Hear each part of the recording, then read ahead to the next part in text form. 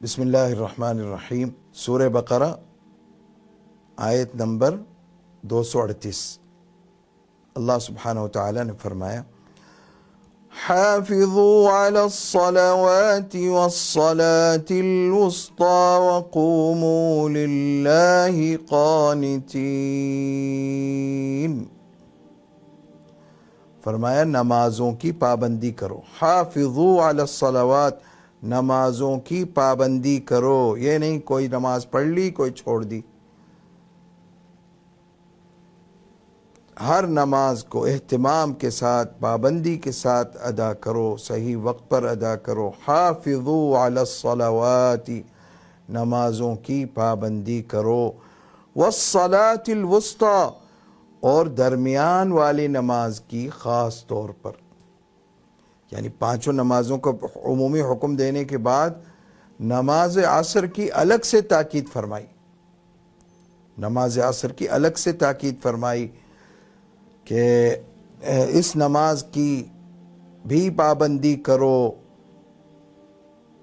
اچھا، نماز عصر کی فضیلت میں حدیث شریف میں آیا ہے، سرکار دو عالم صلی اللہ علیہ وسلم نے فرمایا من فاتته صلاة العصر فكأنما وتر اہلہ ومالہ۔ اس کو بعض لوگ وطیرہ پڑھتے ہیں، یہ وطرہ بمعنی ہلکہ ہے یہاں پر۔ فرمایا من فاتته صلاة العصر، جس کی عصر کی نماز قضا ہو گئی تو اس کا کتنا نقصان ہوا؟ فرمایا فَكَأَنَّمَا وَتَرَ أَهْلُهُ وَمَالُهُ، اس کا اتنا بڑا نقصان ہو گیا گویا کہ اس کا گھر بار مال و اولاد سب تباہ ہو گیا، اتنا بڑا نقصان ہے ایک عصر کی نماز قضا کرنے کا۔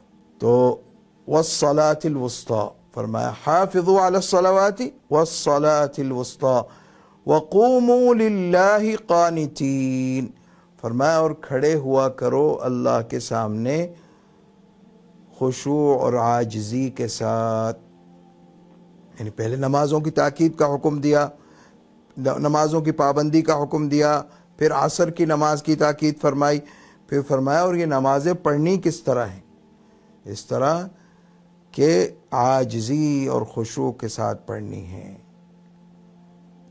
دل کا حاضر ہونا ضروری ہے، اللہ کی طرف دل کا متوجہ ہونا ضروری ہے، پرسکون انداز میں نماز پڑھنی ہے، جلد بازی والی نماز نہیں پڑھنی۔ جو لوگ، بہت سے لوگ گھر سے وضو بھی کیا، مسجد بھی گئے اور وہاں جا کر نماز کس طرح پڑھ رہے ہیں؟ ابھی رکوع سے سر اٹھایا نہیں کہ سجدے میں چلے گئے، سجدے سے پورا اٹھ کر بیٹھے بھی نہیں اطمینان سے کہ دوسرا سجدہ کر دیا۔ تو یہ سب کیا ہے؟